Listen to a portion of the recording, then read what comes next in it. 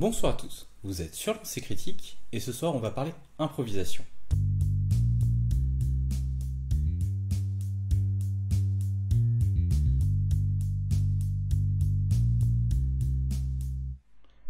Avant de commencer, je tiens à dire que savoir improviser n'est pas obligatoire. D'ailleurs, tous les MJ ne savent pas le faire. Et si vous débutez, ne pas savoir improviser ne devrait pas être un frein. On peut très bien faire une partie en suivant scrupuleusement un scénario et en anticipant les différentes réactions des joueurs. Les scénarios en huis clos ou à événements peuvent parfaitement fonctionner sans avoir à improviser la moindre ligne. Cependant, principalement lorsque l'on joue avec des joueurs accomplis qui aiment sortir des sentiers battus, savoir improviser fait souvent la différence entre une bonne et une mauvaise partie.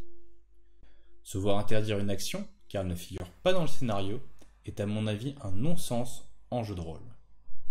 La raison à cela est que l'une des notions de base du jeu de rôle est de pouvoir faire ce que l'on veut. Or, avoir un MJ qui nous oblige à rester dans les limites de ce qu'il a prévu s'avère extrêmement frustrant. Et ne pas pouvoir faire une action qui nous paraît logique dans le cadre de la partie nuit à l'ambiance et peut nous faire décrocher. L'improvisation a en plus comme avantage de créer une osmose à la table. Les joueurs, ne connaissant pas le scénario, sont dans un sens forcés d'improviser. Et avoir un MJ qui improvise lui aussi donne le sentiment que celui-ci joue avec les joueurs plutôt que de les diriger. Improviser n'est pas un talent inné, et c'est quelque chose que vous pouvez très bien développer. Voici d'ailleurs différentes approches pour cela. Par exemple, les jeux de société. Il existe de nos jours nombre de jeux de société mettant l'accent sur l'imagination, et ces derniers sont d'excellents outils pour développer votre sens de l'impro. Je pense notamment à Dixit, Mysterium, ou encore Oui, Seigneur des Ténèbres, mais il en existe bien d'autres. Ces jeux sont généralement simples à comprendre et vous donnent l'occasion d'améliorer vos talents de meneur sans avoir à faire du jeu de rôle. Si vous préférez vous cantonner au jeu de rôle, il existe des jeux qui devraient vous aider à progresser, et ce, que vous soyez meneur ou bien joueur. Par exemple, les jeux propulsés par l'Apocalypse sont un bon point de départ, la narration étant partagée entre les joueurs et le meneur. Pour aller plus loin, vous pouvez vous orienter vers les jeux narratifs et les jeux sans meneur. Il faudra généralement une bonne part d'imagination pour en profiter, et faire ce type de partie vous aidera également. Sachez d'ailleurs qu'il existe des jeux sans meneur que vous pouvez jouer en solo. Je vous conseille également l'excellent Les Larmes du Soleil, dont vous pouvez voir une partie sur la chaîne. Ce jeu met l'accent sur vos facultés d'improvisation et de narration en rebondissant sur ce que proposent les autres joueurs, le cadre étant suffisamment défini pour ne pas être totalement perdu. Dernière méthode, l'analyse délibérée. C'est un exercice un peu particulier mais particulièrement efficace. Prenez un film, une BD ou un manga que vous appréciez et cherchez à comprendre les agissements d'un protagoniste et les conséquences de ces derniers. Pas de façon superficielle mais vraiment en profondeur. Comprendre quel choix il aurait pu faire qui aurait changé son histoire, pourquoi il a fait ce choix plutôt qu'un autre et quelles en sont les réelles conséquences. Bref, analysez en profondeur le parcours du personnage comme si au final ce n'était qu'un PJ dans un jeu de rôle. Puis, mettez-vous à la place de ce PJ et imaginez qu'il ait fait d'autres choix et tâchez de réécrire l'histoire tout en arrivant à la même fin. Cette méthode est un excellent exercice pour vous entraîner à improviser. Autre avantage, une fois rodé, à la lecture d'un scénario, vous devriez facilement être en mesure de trouver les failles et les incohérences, ce qui permettra d'effectuer les retouches nécessaires. Finalement, voici quelques astuces pour improviser à la table de jeu. Ne jamais dire non. Lorsqu'un joueur vous demande s'il peut faire une action, plutôt que dire non, dites oui, mais. Cela laisse une ouverture au joueur et ne vous fait réfléchir qu'à une simple conséquence. Cette petite astuce, sur le long terme, devrait grandement vous aider à l'improvisation, en plus d'être gratifiante pour les joueurs. Ce procédé a l'avantage d'être assez transparent et de souvent passer inaperçu, tout en créant des rebondissements intéressants. Il se peut cependant que vous tombiez sur des joueurs voulant exploiter cela. Dans ce cas, je vous conseille d'utiliser un procédé similaire, le non-mais. Cependant, ne l'utilisez qu'en dernier recours. Autre méthode, imaginez le pire. Instinctivement, nous sommes généralement bons pour imaginer le pire. Je n'ai jamais vu un maître de jeu avoir un problème à imaginer les conséquences d'un échec critique. Dans cette optique, si vous avez besoin d'improviser, imaginez que vos joueurs ont fait un échec critique et créez la scène en utilisant une partie des éléments. Bien sûr, il ne faut pas que chacune de vos improvisations soit punitive envers les joueurs, donc n'utilisez cette méthode que comme une source d'inspiration pour introduire des éléments et non comme une fin en soi. Finalement, dernière méthode, laissez les joueurs faire le boulot. Après tout, plusieurs cerveaux valent mieux qu'un, et vous pouvez très bien mettre les joueurs à contribution. Si les joueurs décident d'aller dans un endroit que vous n'aviez pas du tout prévu, proposez-leur de prendre la main sur la narration. Inversez les rôles pendant un instant en utilisant des phrases du type « Dis-moi à quoi ça ressemble, qui est là, qu'est-ce que tu y trouves ?» Bref, posez les questions que vous pourriez poser si vous étiez joueur à cette partie. Cette approche peut être un peu déconcertante pour les joueurs, mais généralement ils se prennent rapidement au jeu. Cet échange de rôles permet d'apporter des éléments originaux à l'histoire, tout en rendant les joueurs plus impliqués dans cette dernière. Vous pouvez même aller plus loin en le faisant à leur insu. Pour cela, il faudra leur poser des questions apparemment innocentes. Par exemple, dans un univers d'Heroic Fantasy, après un combat, demandez simplement aux joueurs « Qu'est-ce que vous faites des corps ?» Sous son aspect innocent, les joueurs vont sûrement sentir venir un coup fourré et vont commencer à émettre des théories, comme le fait que ça va attirer d'autres créatures ou qu'il risque de se relever pendant la nuit ou n'importe quoi d'autre. Même si vous n'aviez prévu aucune conséquence à abandonner les corps sur place, vous avez maintenant tout un tas d'idées suggérées par vos joueurs. Il ne vous reste plus qu'à piocher dans celles qui vous intéressent et faire mine que tout était prévu depuis le début. Je rejoins à présent mon panel d'experts pour savoir ce qu'ils en pensent. Et bonsoir le panel d'experts. Bonsoir. Bonsoir. Bonsoir. Eh bien, j'espère que tout le monde va bien. Très bien. Oui, tout va Bien, bien. merci. Alors, donc, on va attaquer tout de suite avec nos questions. Un bon MJ doit-il savoir improviser ? Et histoire de faciliter la vie à tout le monde, on va finir par Monsieur Filou, et donc on va poser la question à Mademoiselle Nam. Putain, pourquoi j'ouvre le bal là Pardon, j'ai dit un gros mot. La question, un bon MJ doit-il savoir improviser, c'est ça? Ah, c'était ça la question. Merci. Est-ce qu'un bon MJ doit savoir improviser? C'est difficile comme question. Je dirais j'aurais plus tendance à dire oui. Je dirais oui et non dans le sens où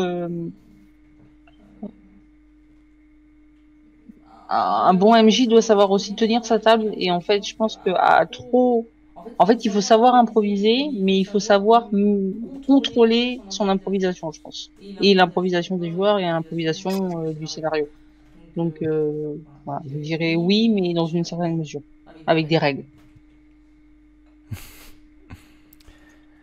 Très bien, on va poser la question à Monsieur Kaibotti.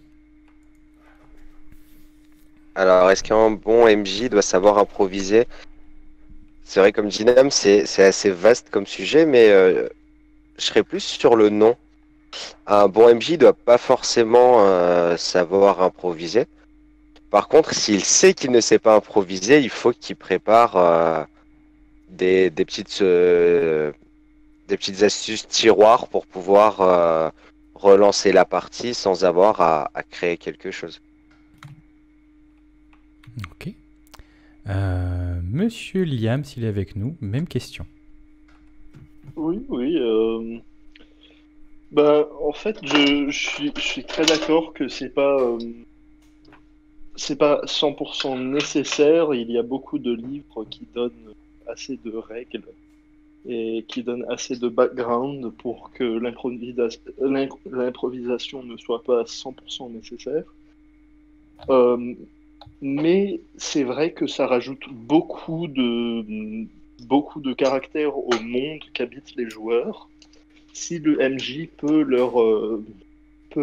faire sortir des événements un peu plus imprévus, un peu plus à l'aléatoire, qui dépendent de la situation, surtout parce que les joueurs n'ont aucune conscience du scénar que j'ai en tête. Alors, s'ils ne suivent pas exactement à la lettre mon scénar, ça n'est pas vraiment de leur faute.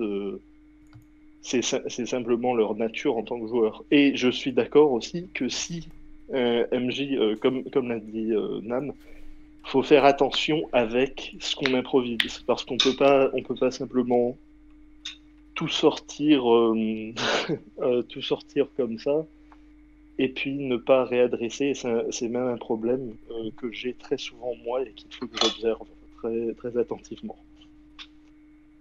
Mais en gros, je dirais que je suis d'accord avec.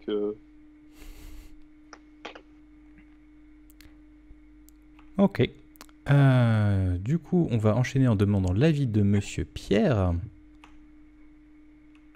Ben, la question serait plutôt, est-ce qu'un bon PJ doit-il foutre la merde, son MJ dans la merde? C'est plutôt ça la question. Non. Je ne suis pas du tout d'accord sur ce point-là. C'était le calembour. Ça fait 2 mois que je suis en confinement. J'ai pas pu sortir de blagues débiles. J'en sors. À Thomas si tu veux. Non, allez, plus sérieusement. En MP. Le MJ se doit soit devenir préparé à toute éventualité, soit d'être capable de s'adapter. Être prêt ou s'adapter. Ou ça, après, ça va dépendre des scénarios. Certains scénarios qui vont être, par exemple, les scénarios propulsés par l'Apocalypse, où justement il y a une part de narration partagée, oblige le maître du jeu à être capable d'improviser par rapport à ce que les joueurs vont faire. Cependant, y a-t-il vraiment besoin de savoir improviser lorsqu'on fait du porte-monstre trésor? Je ne pense pas. Je pense que ou il faut savoir improviser, ou il faut avoir tout anticipé. On va demander son avis à Monsieur Thomas. Est-ce que je peux rebondir sur ce que vient de dire Pierre? En fait, je comprends ce qu'il est en train de dire, parce que j'étais un peu comme ça, en fait, il y a quelques temps de ça, quand je maîtrisais, niveau improvisation, genre j'étais brêle. Enfin, vraiment, j'étais souvent surprise par les idées des joueurs. Et donc, du coup, quand je préparais mes scénarios, je me suis rendu compte que, du coup, j'essayais d'anticiper, comme tu le suggérais, Pierre, genre imaginer toutes les ce que pourraient m'inventer les PJ selon les éléments que j'allais leur donner, et genre j'avais le plan A, le plan B, le plan B prime, le plan B prime prime plus, et etc. au cas où, voilà. Et je me suis bien rendu compte qu'en fait, en tant que maître de jeu, si tu te lances dans ça, dans vraiment voir toutes les situations possibles et genre improviser, enfin préparer toutes les issues possibles d'une scène par rapport aux éléments que tu vas leur donner, tu te mettais un boulot monstre, mais vraiment un monstre. Et en tant que maître de jeu, on a besoin de boulot, enfin voilà, une activité à côté, etc. Et on peut pas, au fur et à mesure, je me suis rendu compte que je ne peux pas, en tout cas, ça me concerne moi, mais je ne peux pas consacrer des heures et des heures et des heures à essayer d'imaginer quel stratagème aller trouver les joueurs.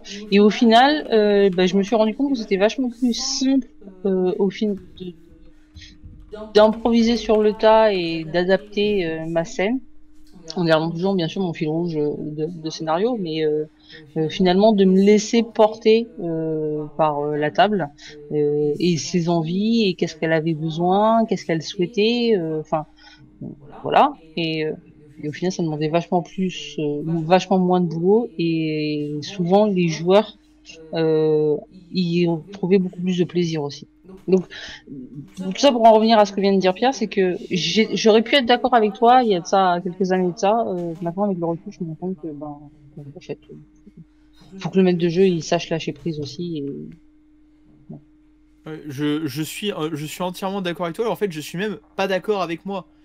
J'ai plus présenté ça de manière. Va vraiment falloir que je te vire comme expert. T'es pas possible. Non, mais là j'ai été un petit peu plus dans le pragmatisme, entre guillemets, des deux voies du maître du jeu, à savoir savoir improviser surtout, ou être prêt à toutes les éventualités. Je suis entièrement d'accord avec toi. Tu ne peux pas être prêt à toutes les éventualités. Après, tu ça, peux pas anticiper tout ce qui va se passer. Voilà. Mais si je devais vraiment donner une réponse en un mot, un bon MJ doit-il savoir improviser? La réponse est oui. Selon moi, c'est oui. Mais tout le monde ne sait pas improviser, ne peut pas improviser sur tout et n'importe quoi. C'est pour ça que je propose, comme tu l'as dit, cette alternative de venir préparer. On ne pourra pas, un maître de jeu ne pourra jamais anticiper toutes les actions possibles et imaginables de ses joueurs. C'est justement en essayant d'anticiper ce que les joueurs feront que les joueurs vont faire la chose que le maître du jeu n'a pas prévue. Donc, ouais, je me suis encore embrouillé, c'est ça? Juste un petit peu, mais sinon c'est pas un vrai atelier jeu de rôle. Ah, bon voilà, c'est bon. Allez, suivant. Donc, monsieur Thomas, suivant. Bon, moi, de toute façon, je pense pas avoir grand chose à rajouter. Je pense qu'il y a déjà pas mal de choses qui ont été dites et je suis relativement d'accord avec tout ça. Donc, effectivement, je pense qu'un bon maître de jeu doit savoir improviser dans certaines limites. Voilà. Ok. Et ben du coup, maintenant, on va passer la parole à monsieur Filou. Je sens pas du tout la pression. Non, bah je suis d'accord avec à peu près tout ce qui a été dit. Je pense que savoir improviser ou au moins avoir des rudiments d'improvisation, c'est quand même mieux. Ça ajoute des cordes à un arc qu'il est difficile de manier sinon. Voilà, bon après, on ne demande pas non plus à être à avoir le niveau de Socrate ou quoi que ce soit, mais voilà, pouvoir rebondir sur les idées des joueurs, c'est quand même mieux. Après, il y a effectivement la possibilité d'improviser très peu et d'être très préparé. Et là, je pense que le niveau ultime, c'est de ne pas improviser et d'être super préparé, mais que les joueurs croient que l'on improvise. Et voilà. C'est bon, tu as réussi à passer de l'épreuve. On a eu un pouce en l'air de la place de Nam, donc je pense que c'est gagné. Du coup, petite question bonus, et je vais rester sur toi. Est-ce qu'une bonne connaissance du BG du jeu auquel on joue suffit pour avoir ce qu'il faut pour improviser?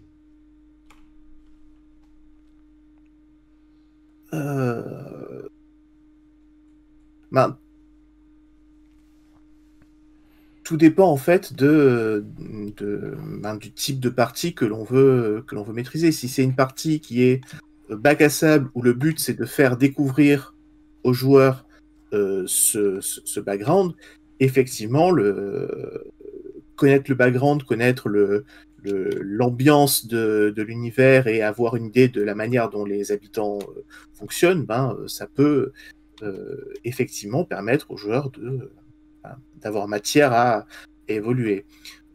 Si le but de la partie c'est de faire vivre une histoire, d'avoir une trame narrative qui est profonde, là, pouvoir s'adapter à ce que font les joueurs, ça va pas forcément suffire de juste connaître le background et il faut aussi réfléchir à comment le background et le scénario s'influent mutuellement. Ok. Je ne sais pas si ça répond à la question. Bon, moi ça me suffit, mais qu'en pense Mademoiselle Nam? Alors, pour répondre simplement à la question, je dirais oui, mais j'ai une conception très très personnelle des backgrounds des univers. Enfin, moi, je pense qu'un univers qui nous est donné dans un livre, un manuel, peu importe, ce soit. C'est le maître de jeu qui se le réapproprie et le réinvente. Enfin, moi, en tout cas, c'est comme ça que je réinterprète les univers où je fais jouer mes joueurs. Donc ça me dérange pas du tout si dans mon improvisation je transgresse, on va dire, une règle de l'univers qui a été pensée par les auteurs. Par contre, si jamais ça c'est un truc que je fais, si jamais dans mon improvisation je transgresse une règle, je la note. Enfin, après, donc du coup, oui, je connais l'univers, mais et pour servir mon improvisation, ça m'empêche pas de casser les codes de l'univers. Et si jamais je transgresse une règle de l'univers, je vais la noter et pour que ensuite elle devienne une nouvelle règle de l'univers que je propose. Mais c'est vrai qu'à la base, à toute base, quand même, je connais le bac de l'univers dans lequel je fais jouer les joueurs. Mais mon improvisation peut influer sur l'univers. Voilà. Ok. Monsieur Caillebotti, même question. Je pense qu'on est en train de parler d'une connaissance de l'univers, donc on a lu l'univers, on le connaît, et de capacités plus qui portent sur le théâtre. Donc je pense que non. Connaître à fond le background d'un univers ne permet pas d'improviser. Surtout que si on prend des jeux en première version comme L5R ou quoi, l'improvisation ultime pour s'en sortir quand on savait pas improviser, c'était toujours faire intervenir le personnage que John Wick appelle le gardien, le personnage surpuissant qui vient et puis un petit ta gueule c'est magique et ça passe quoi. Mais je pense que ça a aucun lien de bien connaître l'univers pour pouvoir se retourner en totale improvisation sur ce qu'on fait. Ok. Monsieur Liam, même question. Ben, franchement, en fait, je trouve autant qu'une bonne connaissance d'un univers peut énormément enrichir le scénar principal d'une campagne. Euh, Ça peut même être un peu restrictant. Restrictif. Restrictif. Par exemple, avec Thomas et Pierre aussi, on fait beaucoup de jeux basés sur l'univers de Tolkien. Et puisque j'ai un énorme amour et une très profonde connaissance de cet univers, j'ai du mal à sortir du lore, même pour des parties de jeu qui le nécessitent un peu. C'est simplement, j'ai du mal à improviser très souvent à cause du lore lui-même. C'est pas pour dire que le lore est un problème du jeu, pas du tout. C'est simplement que dans certains univers, le lore peut être beaucoup plus limitant que dans d'autres. Mais en général, je dirais que ça donne une connaissance plus profonde et ça peut permettre de sortir des excuses et de permettre certains retournements de situation plus facilement. Ok, c'était construit, c'était pertinent. Ça m'a plu. Qu'en pense Monsieur Pierre, qui est d'accord? Ben, j'allais plus ou moins dire les mêmes choses que Liam. Plus ou moins pour les mêmes raisons, vu que, comme il l'a dit, on fait une partie sur l'anneau unique. On peut, sans problème, je n'aurais aucun problème, je n'hésiterai pas à m'écarter d'un univers, à transgresser les règles de l'univers pour improviser dans le cas d'un one-shot.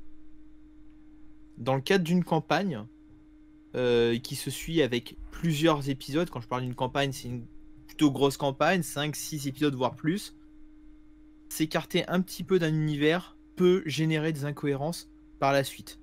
On peut se retrouver avec le joueur qui se rappelle que ouais, mais à tel moment on est allé voir tel PNJ de telle manière, pourquoi est-ce que maintenant on peut plus, etc. Ça peut créer des problèmes. Bah, c'est pour ça que... Pardon, excuse-moi. Transgresser les règles de l'univers, oui, mais avec parcimonie, et surtout, comme l'a dit Nam, le noter dans un coin, histoire d'être sûr que par la suite, si 2 ou 3 scénarios plus tard, les joueurs décident de refaire une action qui impose aux joueurs de transgresser l'univers, il sache que, ah oui, j'ai déjà fait ça comme ça, je dois m'adapter là-dessus. Changer les règles de l'univers, une fois. Pas deux. Enfin, une fois et s'y tenir. Et du coup, on va demander son avis à Monsieur Thomas.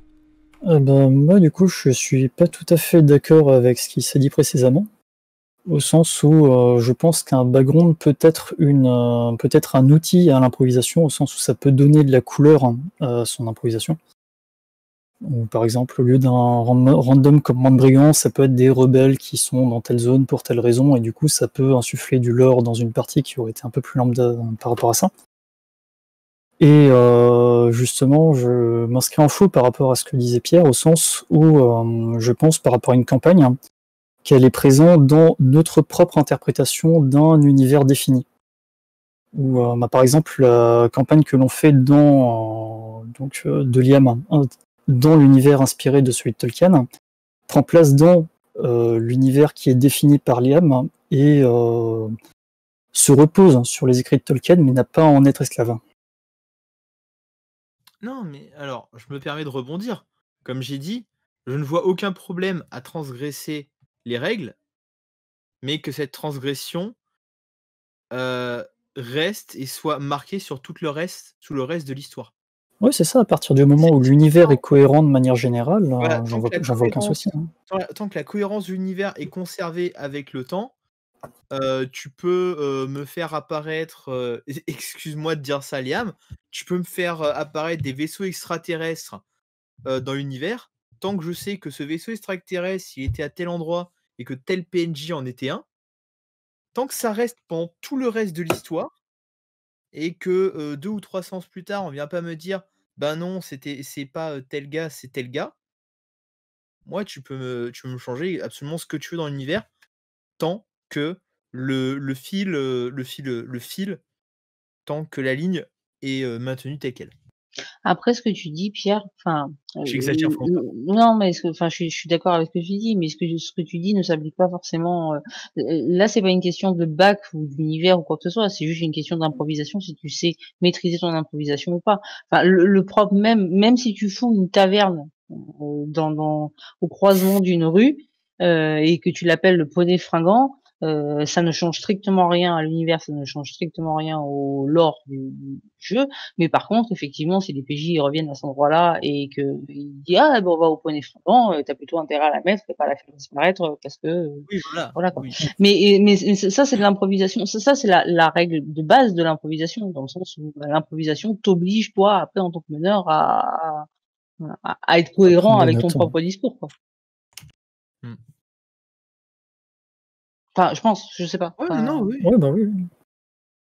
Après, ce que j'avais dit est très spécifique à l'univers qu'on utilise dans notre jeu. Je sais qu'il y a beaucoup d'autres univers qui sont beaucoup plus libres au niveau du jeu permis parce que l'histoire n'est pas si bien définie et n'est pas Après, si... c'est aussi ton rapport avec l'univers de Tolkien, parce que je sais que tu as un amour et une connaissance de cet univers qui fait que tu as une difficulté particulière à Je vais essayer de quitter ce point parce que je voulais juste l'utiliser pour illustrer quelque chose. J'ai pas envie de m'éterniser. Non, mais c'est juste pour définir pour les personnes qui ne te connaîtraient pas. Mais je pense que ça peut être le cas aussi pour une personne qui a une grande connaissance du monde des ténèbres, qui a un univers qui est extrêmement vaste, extrêmement défini, ou d'autres univers dans ce cas-là. Bien sûr. Mais on s'éloigne peut-être un peu du propos.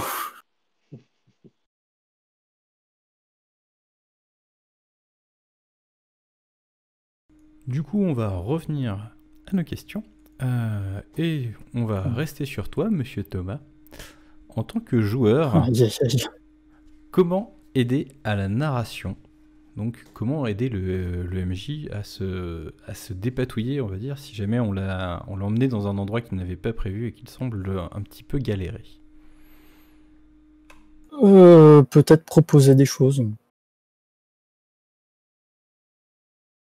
Voilà. Enfin, là, comme ça, je t'avouerai que j'ai pas trop d'idées pour cette question. C'est celle sur laquelle je bloquais un petit peu. Donc, Ne t'en fais pas, la solution arrive. Monsieur Filou, qu'en penses-tu? J'en pense pas beaucoup plus que Monsieur Thomas, malheureusement. Vas-y, refile le poisson à Adrien, ça passe. Non,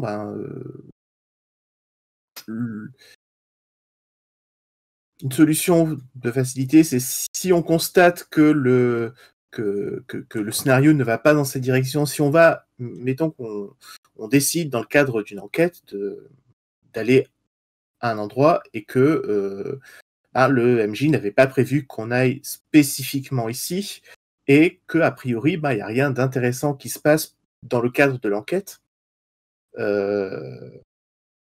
eh bien, moi, ce que j'aurais tendance à faire, c'est dire, bon, ben voilà, je suis ici, je pose des questions, je fouille, et surtout, n'hésite pas, je mets le MJ à l'aise, j'essaie de mettre le MJ à l'aise en lui signalant que, j'attends pas forcément quelque chose de cette scène. Je fais ça parce que c'est ce que mon personnage considère comme étant cohérent. Ensuite, si le MJ peut rebondir dessus pour apporter des éléments à l'enquête, très bien. Si c'est pas possible parce que ça s'y prête vraiment pas ou parce que le MJ n'a pas d'idée ou quoi que ce soit, c'est pas grave. La caméra peut passer à quelqu'un d'autre et puis voilà. Donc voilà, laisser en fait ne pas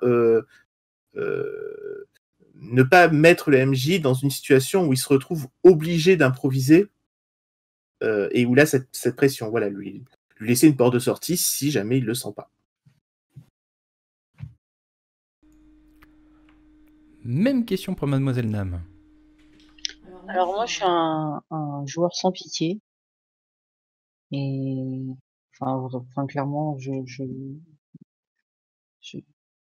serais pas comme Tilou d'être aussi gentil, c'est-à-dire dans le sens ne pas mettre le maître de jeu dans une difficulté. Après c'est une conception très égoïste que j'ai quand je joue. C'est d'abord mon plaisir et puis après voilà. Donc si ça me fait plaisir d'aller visiter une taverne, et ben c'est ballot pour le maître de jeu, voilà. Après, par contre, je vais peut-être l'aider. Enfin, je sais pas, ça dépend. Je sais pas. Je dirais que ça dépend comment est le maître de jeu. Si le maître de jeu m'y autorise, c'est vrai que dans les conseils que tu donnais dans ta vidéo, c'était de passer la narration au PJ. C'est quelque chose que je peux faire facilement. Enfin voilà.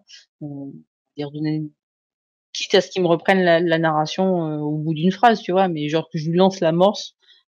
Qu'est-ce que j'attendais en final de mon action, ce qui est peut-être le guider vers sa réponse. Sinon, je sais pas. Sinon, généralement, si le maître de jeu est pas capable d'improviser, je dis rien et je boude. Mais je suis pas très sympa en fait. Voilà, enfin ça pour dire. C'était vraiment très intéressant. On va demander du coup son avis à Monsieur Caillebotti.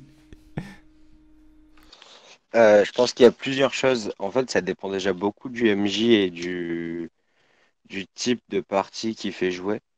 S'il est sur de la narration partagée, comme le Dynam, c'est assez facile de dire bah voilà, je rentre dans la taverne, on voit à son regard qu'il n'a pas du tout envie qu'on aille dans la taverne. Bah, je m'assois, je bois 2 bières et je repars. Ça, c'est réglé. Dans le cadre d'un MJ qui est beaucoup moins en narration partagée, il faut rester vigilant quand même un peu à son MJ par le contrat social qu'on fait aussi, d'accepter de jouer et de ne pas le prendre juste comme un compteur et dès que ça ne nous convient pas, s'enfoncer irrémédiablement pendant de longues minutes pour le MJ et pour les autres joueurs autour de la table souvent à pousser jusqu'où on veut aller. Mais je pense que le plus simple pour un MJ qui est assez directif, quand on est PJ, c'est d'accepter ce qu'on accepte en lisant un livre ou en regardant un film, c'est la suspension de la crédulité. Et s'il se rattrape, il balbutie et qu'il y a un vaisseau spatial qui apparaît au milieu des Ents, et ben, il y aura un vaisseau spatial au milieu des Ents et on passe à autre chose. Lui, ça va lui permettre de retourner sur ses rails. Nous, ça n'a pas été cohérent pour nous, mais on va considérer que pour le perso, c'est extraordinaire, mais que ça se tient quand même par des vieilles légendes. Et au moins, la partie repart tranquillement et elle suit son cours. Je veux à tout prix jouer cette partie. On peut arrêter de parler de SF dans le monde de Tolkien? Challenge accepté. Ok, alors parlons d'un Je ne te monde de donne pas, Tolkien. je ne te donne pas Mjolnir, Pierre, arrête. Après, il y a le monde de Tolkien qui a été modifié, ça a donné Donjons et Dragons à la base. Pas faux. C'est pas faux, ouais. Et qu'est-ce qu'il y a eu qui a été en modifiant Donjons et Dragons? Tu avais Pathfinder. Et Héros et Dragons. Et Ouais. Chroniques oubliées. Et là, on est dans la merde, quoi. Tu peux en citer 15. C'est un peu ce que j'ai. Bon, non, je vais arrêter de parler de ça, mais un dernier truc, c'est un peu ce que j'essaie, c'est un peu ce que j'essaye de dire. Avec trop de modifications, on n'est plus dans le monde de Tolkien, on est dans Donjons et Dragons. C'est exactement ça ce que j'essaye de dire. Oui. Et en soi, est-ce que c'est une mauvaise chose? Est-ce que Tolkien Ok. aurait aimé jouer à Donjons et Ok. Dragons? Ah, bonne question. Non, mais si tu pars du principe que du coup, ce n'est plus l'univers de Tolkien, mais Donjons et Dragons, est-ce qu'en soi, c'est une mauvaise chose d'improviser à ce point-là, quoi? Enfin, Je vais avoir un AVC. Non, je déconne. On verra où On verra ça dimanche. Après, il fallait vachement improviser quand même pour rappeler un hobbit elfelin. Ou avoir des problèmes de droit. Exact. Ne pas pouvoir appeler. Pardon. Du coup, on a eu un petit bout d'avis de Liam. Est-ce que tu as quand même des choses à rajouter sur ce point? Oui, désolé, je voulais pas interrompre. Du coup, pour le coup d'un joueur qui voit que le MJ n'est pas bien à l'aise, ben, je pense que dans ce cas, ça dépend énormément de l'expérience du MJ. Si c'est un nouveau MJ, c'est clair qu'il faut essayer de se ménager à leur expérience et de ne pas trop les dérailler quand ils sont en train d'essayer d'apprendre les bases de la maîtrise. Euh, Parce que je trouve que c'est largement au MJ de laisser la liberté à ses joueurs. Bien sûr, si on est dans un one-shot, dans ce cas, euh, ben, c'est là où l'improvisation sert très bien au MJ, parce qu'il peut, s'il y a une menace et que les joueurs décident d'aller à une taverne, c'est là où le MJ peut simplement décider d'improviser un petit peu son scénar et de couper un peu le temps et de dire, ah ben pendant que vous glandiez à la taverne, le gros méchant vient de, vient de rentrer dans l'endroit où vous étiez supposé investiguer, à voler quelque chose, et son plan sera achevé beaucoup plus vite. Et comme ça, tu le, sans être trop, là j'exagère peut-être un petit peu parce que je sors un exemple comme ça, mais sans être trop brutal envers les joueurs, il faut essayer de les rappeler que le scénar est important. Et s'ils se distraient de ça, il faut leur rappeler l'importance du scénar. Euh, Après, ça peut sembler très despotique, mais c'est quand même le boulot du MJ de dépêcher un petit peu la partie si elle se ralentit. Et certainement, si je suis joueur et je vois un autre joueur qui déraille vraiment le MJ, j'appré- je trouve que c'est correct d'essayer de le. Ah, je trouve pas les mots. Je trouve pas les mots. De le calmer ou quoi que ce soit. Bon. Eh ben, c'était ma foi très pertinent. Et on va rester sur toi pour la question suivante. En dehors de la table de jeu, que conseillerais-tu pour aider à développer le sens de l'improvisation? En dehors de la table de jeu, ben, j'aime beaucoup l'idée de faire des sessions personnelles avec des joueurs qui séparent un peu leur intérêt de la partie parce qu'on sait bien que faire ça à la table, de diviser la partie, ça peut être très lassant et ça peut être très embêtant. Alors du coup, pour essayer de refermer des fils d'aventure qu'on a créés un peu plus tôt dans l'histoire. Je trouve que c'est possible s'il y a une période dans l'histoire de calme.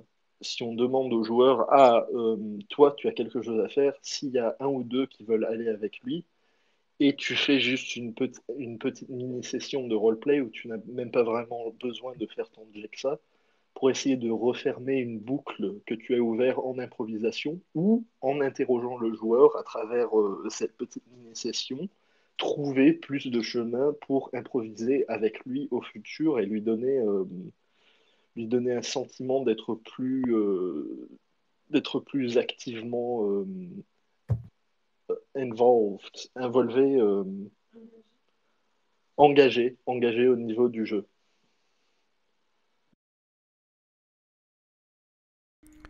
Eh ben, ma foi, j'ai trouvé ça très très juste, ça me plaît beaucoup.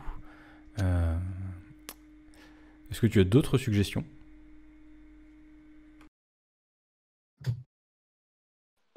Pas énormément. Celle-ci était déjà très bien. J'aime beaucoup improviser dans mes parties, alors j'y pense beaucoup en temps libre.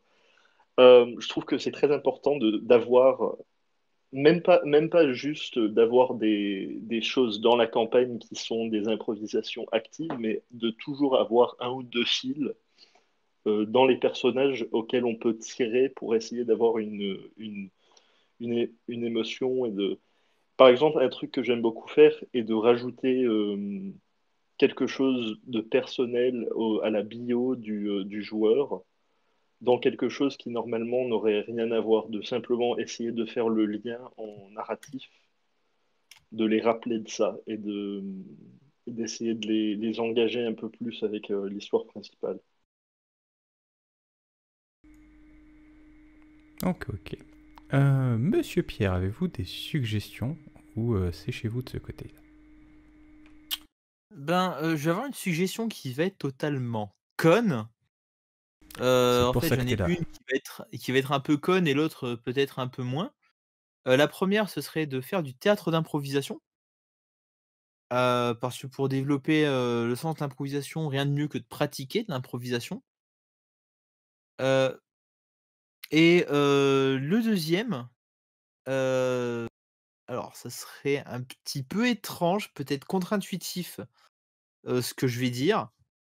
Prendre un synopsis de scénario de jeu de rôle et en faire, une nouvelle, un roman et écrire qu'est-ce qui s'est passé. Mais juste à partir d'un résumé, de scénario. Parfois, on trouve des graines de scénario, des synopsis, courts, de parties à improviser.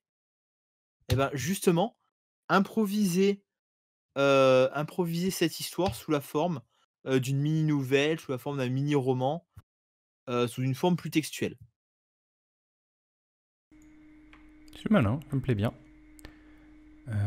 Monsieur Traxus, avez-vous une suggestion? Faire des parties de l'Arme du Soleil avec Nam.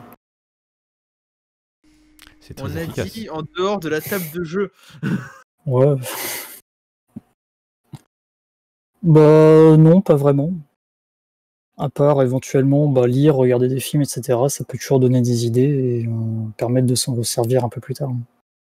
L'histoire, surtout. Ouais, l'histoire aussi, c'est vachement bien. Hein. Et si jamais vous avez besoin de de repartir sur une bonne base et de prendre quelques instants pour pouvoir écrire votre scénario pendant la partie, mettez une taverne, hein, ça vous fera gagner du temps. Ouais, ou tu leur fais faire un plan.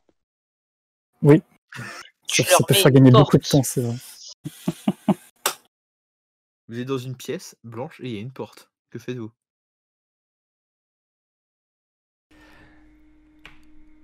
Monsieur Filou, votre avis sur la question? Je vais plus ou moins paraphraser ce qui a déjà été dit par les autres et par toi dans ta présentation dans la masterclass. Mais effectivement, une idée sympathique peut être de faire du tas d'improvisation. on est dans un cadre qui est vraiment propice à se lâcher, parce que l'un des gros problèmes qu'on a quand on a du mal à improviser, c'est pas tellement qu'on n'a pas d'imagination, qu'on sait pas faire, mais c'est qu'on se sent pas à l'aise.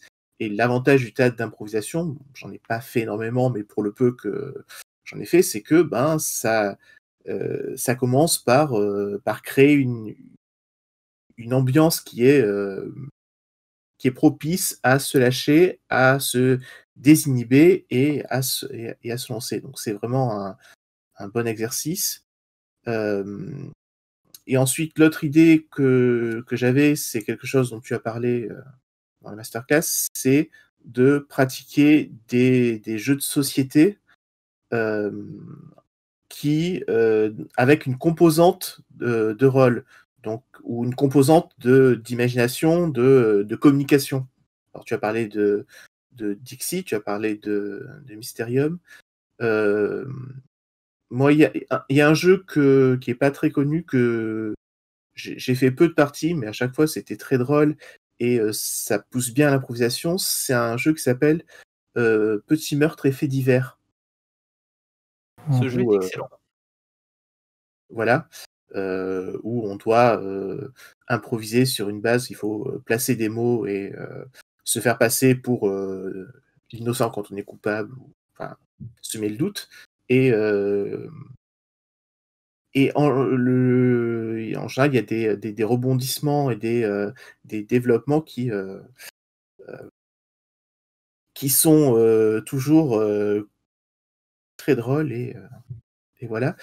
Et dernière chose, c'est ne pas hésiter. Alors, bon, moi, c'est ce que je fais, mais enfin, ce que j'essaie de faire, mais après, c'est comme vous qui voyez. Mais le truc que j'aime bien, c'est mettre du rôle dans des jeux qui ne sont pas forcément destinés à ça. Par exemple, quand on joue à Wanted, au Bang, je crois, l'autre nom, donc le jeu avec le shérif, les adjoints, le renégat et les desperados.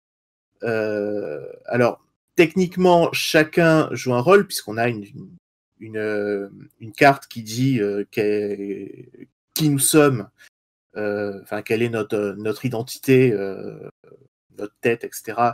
Et une carte qui dit quel est notre rôle secret. Et en général, je trouve que les gens qui jouent à ce jeu ont tendance ça part dans dans une bonne ambiance, mais qui est liée à la mécanique même du jeu. Mais le fait qu'on joue un rôle,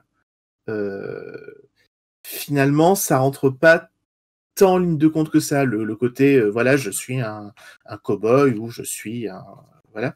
Et j'aime bien rajouter une dimension de rôle, y compris dans les décisions que je prends, inspiré par le personnage tel que je me l'imagine, plutôt que par des décisions qui sont purement stratégiques vis-à-vis de la mécanique du jeu. Très très bien, tout ça. Est-ce que Mademoiselle Nam a une idée sur la question? En fait, avant que Philou intervienne, j'avais aucune idée.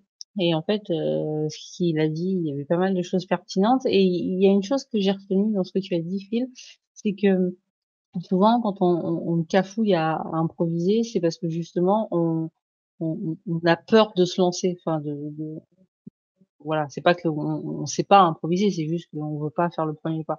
Et c'est vrai que tu as raison. Enfin, moi, je trouve que tu as raison là-dessus.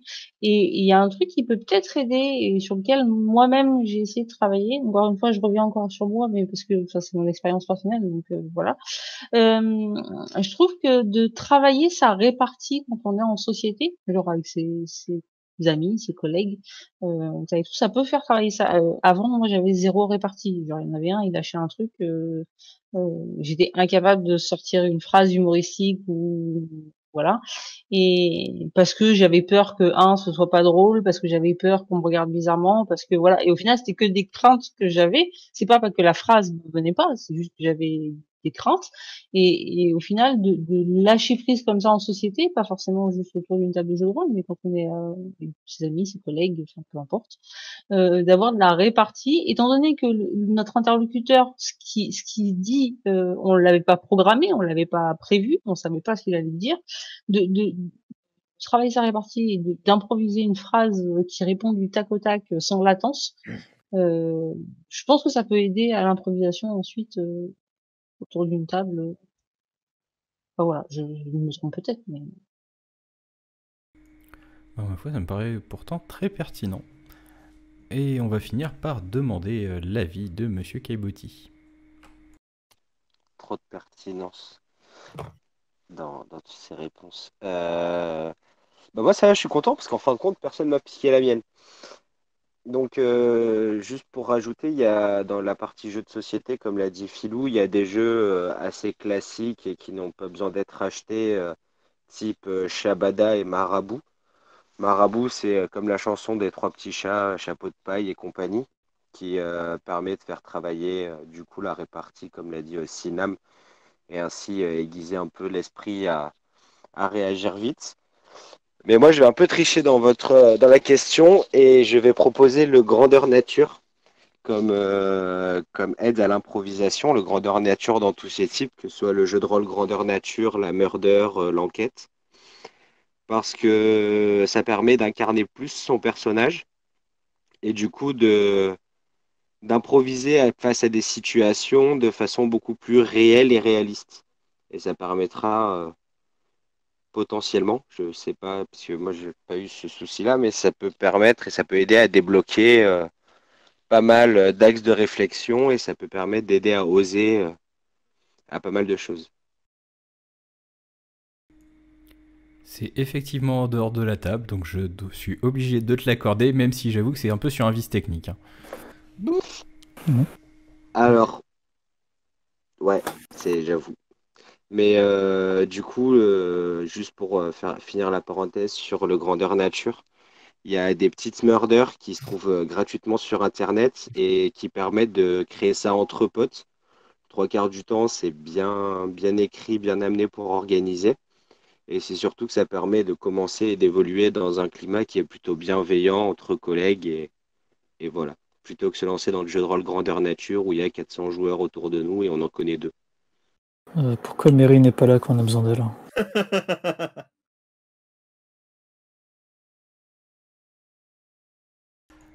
Eh ben, décidément, oui, c'est une bonne idée. J'essaierai de me rappeler de vous mettre les liens de quelques murders gratuites du coup dans la description de la vidéo lorsqu'elle sera sur YouTube. Et on va passer à notre question suivante. Donc on va rester sur Monsieur Kieboti et on va lui demander: est-ce que tu as des tips pour quand tu es autour de la table cette fois-ci pour improviser au débeauté? Quand je suis en tant qu'MJ, Oui. aller aux toilettes. Aller aux toilettes, ça permet de gagner du temps. Après, il y a gérer les silences pour essayer de voir, comme l'a dit tout à l'heure Thomas, quand ils sont en train de faire un plan ou quoi, de façon à pouvoir avancer. Et après, il y a toutes les situations tiroirs dont je parlais tout à l'heure, qui peuvent être pas mal. De la situation anecdotique où tout le monde est en train de fouiller la pièce et d'un coup, il y a un verre qui tombe de l'autre côté, il y a un bris de glace, tout le monde se retourne et commence à chercher de l'autre côté. Ça laisse le temps de rebondir sur des trucs. Ou des situations tiroirs beaucoup plus rapides et beaucoup plus ça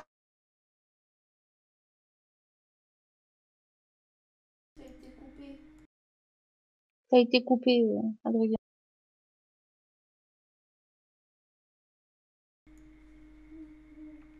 Nous avons perdu la communication avec Marseille, du coup c'est pas grave, on va rebondir, on va demander son avis à Monsieur Liam.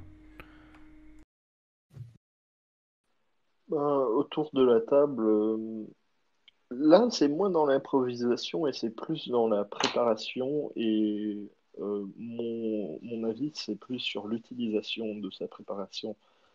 En fait, j'aime bien créer dans l'arrière-plan des persos euh, qui n'ont avec des backstories qui seraient applicables à un marchand, à quelqu'un qu'on rencontre dans la rue, à qui que ce soit de normal. Et en avoir, parce que ça m'a bien servi par le passé, d'avoir juste 2 ou 3 PNJ random que je n'utiliserai vraiment jamais, parce qu'on ne sait jamais quand les joueurs vont décider quel PNJ random, euh, désolé, j'utilise trop ce mot, quel PNJ Quelconque. quelconque qu'ils trouvent sera maintenant leur meilleur ami. Alors d'avoir une dizaine ou une vingtaine juste de persos avec des noms et des backstories de base et pouvoir les faire rentrer dans le scénario quand on en a besoin, ça m'a beaucoup aidé par le passé. Aussi, quand on est autour de la table, je dirais surtout de vraiment pas limiter la créativité des joueurs, de les laisser déconner un petit peu si on n'a pas trop d'idées. Comme Thomas a dit précédemment, une taverne, c'est toujours une superbe idée pour faire gagner parler du temps. les joueurs. Ouais, pour gagner du temps et pour faire parler les joueurs, pour essayer de voir un peu leur avis sur la situation, essayer de trouver un petit peu des moments qu'on pourrait utiliser en tant que MJ par le futur, juste dans un moment de conversation de base, on peut trouver beaucoup d'informations sur nos joueurs. Ouais. Alors c'est vrai que c'est quelque chose que j'utilise pourtant beaucoup, des PNJ qui ne font pas partie de mon histoire mais qui sont déjà prêts, et j'aurais pu la mettre dans mes vidéos, donc merci beaucoup de me l'avoir rappelé cette méthode. Et on va poser la question à Monsieur Pierre. Déjà, je crois qu'on l'avait déjà dit dans une ancienne vidéo, avoir une liste de noms et de prénoms C'est vous de PNJ posés à côté de soi, histoire de pouvoir improviser déjà les noms et les prénoms, histoire qu'ils s'appellent pas tous Jean-Pierre Dupont. Ensuite, gérer les silences, la pause toilette. Ne pas hésiter aussi quand un joueur nous sort quelque chose de absolument pas prévu, de laisser planer le doute. Tu en es sûr? Lancer un petit dé, ça permet toujours de gagner plusieurs secondes, et même quand on a plusieurs idées qui peuvent justement permettre de rebondir, lancer un dé pour savoir laquelle de ces idées on va improviser. Histoire de pas avoir à se dire d'accord, je vais improviser, mais quand on a un doute sur ce qu'on va improviser, laissez ça au hasard. Petit stack, fiche, lancer le dé pour savoir quoi improviser, gérer les silences comme ça déjà dit, le coup de la pause toilette. Non, je pense que j'ai rien à plus de dire. Rien à dire de plus. Eh bien dans ce cas on va poser la question à Monsieur Thomas. Alors pour la postulette, déjà, il y a une alternative qui est le tiens, ça serait pas le moment de commander des pizzas? Ou la Il y a la pause. post-clope aussi. C'est vrai, mettez-vous au tabac. Non, Non, non, c'est pas bien. Drogué. Sinon, bon, ça a déjà été un petit peu dit auparavant, mais il y a un truc merveilleux qu'on appelle un background qui est fourni avec la plupart des jeux. Évitez la pause cigare, ça fait un peu trop long par contre. Ouais, la pause cigare, c'est peut-être un peu long. Mais du coup, avec un background, souvent, il fournit une description des lieux. Du coup, ça peut permettre d'étoffer un petit peu les descriptions, une description de certains personnages importants qui sont à des endroits précis. Et du coup, ça peut sortir du chapeau un PNJ qui est déjà bien défini. Du coup, dont on sait un petit peu comment il va réagir à telle ou telle manière dont vont agir les joueurs, et du coup, ça peut permettre de gagner un petit peu de temps. Très bien. Moi, je peux rajouter un truc? Oui. Parce que depuis tout à l'heure, on est du coup sur les tips pour gagner beaucoup de temps. Il y a un truc que moi je pratique assez souvent, que je pratique énormément en convention et que mes autres joueurs ont l'habitude d'entendre très souvent. C'est une phrase toute simple, c'est on est là pour fabriquer une belle histoire. Et dès le début de la partie, ça va surtout rappeler un peu le contrat social qui est qu'on est tous là pour s'amuser. On va faire une belle histoire tous ensemble. On va faire une belle partie tous ensemble. Et du coup, ça engage quand même les joueurs à pas être trop casse-bonbon parce que on a un objectif commun qui est présenté en vrai. On a vraiment un objectif social. On a vraiment un objectif plaisir ludique qui est mis en place, quoi. Ouais, c'est ça, on est là pour s'amuser. À un moment donné, en tant que maître de jeu, si jamais tu bloques, c'est pas très grave au final. Tu peux faire une pause de quelques minutes, les joueurs vont pas t'en vouloir. Enfin, si t'en veulent, c'est que c'est pas vraiment des bons joueurs. Ouais, c'est pas les bons joueurs. Ouais. Enfin, du coup, c'est des personnes avec qui j'aurais pas vraiment envie de jouer, je pense.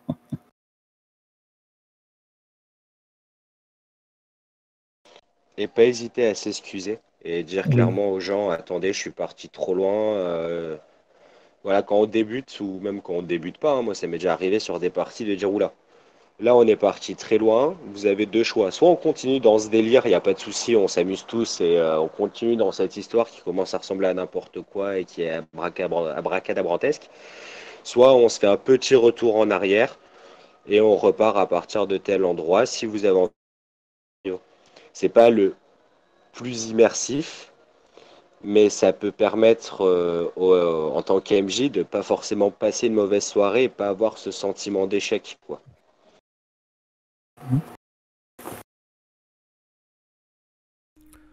Ça me paraît très bien tout ça.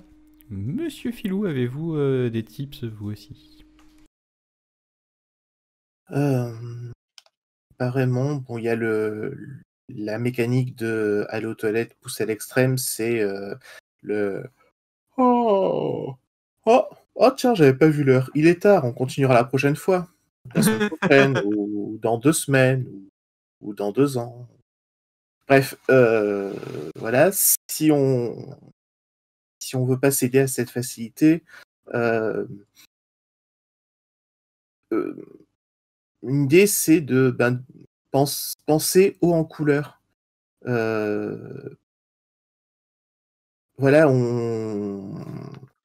les joueurs sont à un endroit où on n'a pas prévu, on prend un personnage et ne pas hésiter à en faire un peu trop, à lui donner, à, à mettre dans la forme ce qu'on n'a pas le temps de mettre dans le fond et de donner un caractère au personnage et en fait de créer une interaction euh,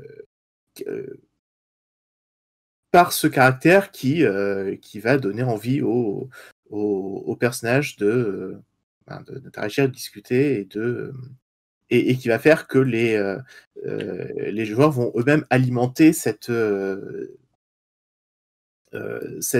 interaction parce que le personnage va leur plaire, va leur parler, pourquoi pas les toucher. Et l'autre chose que je voulais dire, c'était aussi ne pas. Un truc qui peut être pas mal, c'est de prendre les joueurs à contre-courant, d'essayer de déceler quelles sont leurs attentes et de faire en sorte que ce à quoi ils font face, ça ne correspond pas à leurs attentes. Par exemple, un personnage dont ils s'étaient fait une idée, voilà, ils voient un type, un gros costaud à l'air patibulaire, donc là, ils sont quasiment prêts à se lancer dans la castagne, et en fait se rendre compte que le personnage est très doux et complètement différent de ce à quoi ils s'attendaient, parce que du coup, ça va les faire, ça va les surprendre, donc ils vont avoir un temps de réaction. Ils vont peut-être se demander, mais comment ça se fait que qu'on s'attendait à quelque chose et que ce qu'on trouve est différent, et ça va aussi titiller leur réflexion et leur imagination. Donc ça peut être un bon plan. Ça me semble, ma foi, un très très bon plan. Et donc, on finit avec Mademoiselle Nam pour avoir son avis. Je vais rejoindre Liam et Pierre sur bonne improvisation égale bonne préparation. En ce qui me concerne, j'ai toujours ma liste de noms de PNJ et aussi parce que je suis très visuelle dans mes préparations, des portraits de PNJ random, hein, que j'utilise au gré des aventures. Bien évidemment, les noms, par contre, ça c'est dans le côté préparatif, les noms et les portraits sont toujours choisis en fonction de l'univers auquel je présente. Voilà. Et sinon, au niveau de l'improvisation, quand je sèche, deux solutions. Soit des fois, il m'arrive même de le dire, au joueur. Je sais pas si certains m'ont déjà entendu le dire, mais genre, j'en ai aucune idée. Enfin, je suis honnête avec le joueur. Quand vraiment j'ai aucune idée qui me vient, je le dis. Voilà. Alors souvent, du coup, les joueurs ont tendance à m'aider et à m'apporter des éléments. Et après, du coup, ça relance la machine et après, voilà. Sinon, il y a un truc, c'est quand j'ai du mal, quand j'improvise et alors l'improvisation immédiate, souvent j'y arrive facilement. Genre dans les quelques secondes qui vont suivre, si je dois répondre à l'action du joueur et je dois improviser, ça c'est simple. L'improvisation qui entraîne des conséquences à moyen et à long terme, ça j'ai souvent un petit peu plus de mal pour générer quelque chose sans fracasser mon scénario et continuer à emmener mes joueurs vers mon histoire. Du coup, ce que je fais, c'est que j'improvise immédiatement avec le joueur et je coupe sa scène, on va dire. Parce que, en fait, ça, c'est un truc de maîtrise que j'ai particulièrement. C'est-à-dire que mes temps d'attention que j'ai pour chaque joueur sont souvent très, très réduits. J'aime bien faire tourner pour que tout le monde ait le même temps de parole de la table et que ce soit assez dynamique, ça et tout. Donc, ce que je fais, en fait, c'est que j'improvise dans l'immédiat l'action du joueur. Et pour l'improvisation à moyen terme, je coupe sa scène, je lui dis, écoute, je te mets en suspens là maintenant, je reviens vers toi, je fais un petit tour de table et du coup je me penche vers un autre joueur. Et pendant que j'écoute le deuxième joueur, bah du coup dans ma tête je suis en train de construire mon improvisation à moyen terme et long terme s'il y a besoin. Enfin, je sais pas si j'ai été clair dans l'explication. Oui, oui. Eh bien, ma foi, nous avons eu énormément de très bons conseils ce soir, je trouve. Est-ce que quelqu'un a encore quelque chose à ajouter pour ce soir, ou sinon on boucle pour aujourd'hui? Ouais, par rapport à plusieurs questions. Par rapport à la dernière là en date, c'est fermez vos portes. Arrêtez d'avoir des tavernes et des manoirs qui sont tout le temps ouverts. Les gens ont le droit de fermer leurs portes à clé.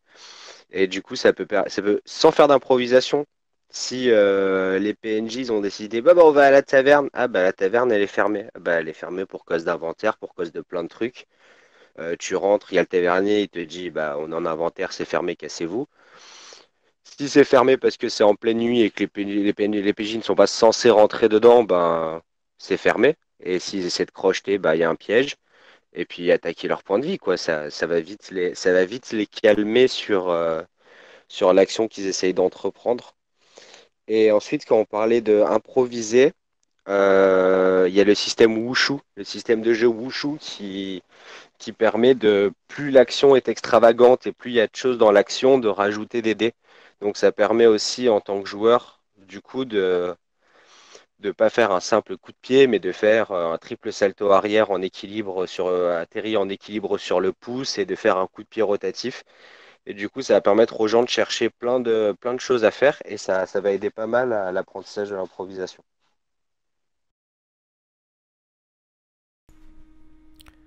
Eh bien, ça me semble une incroyable conclusion, fort en pirouette. Du coup, merci à tous ceux qui nous ont suivis. On se retrouve dans 2 semaines pour un nouvel atelier jeu de rôle. À la prochaine. Tout de suite. Au revoir. Bye. Ciao.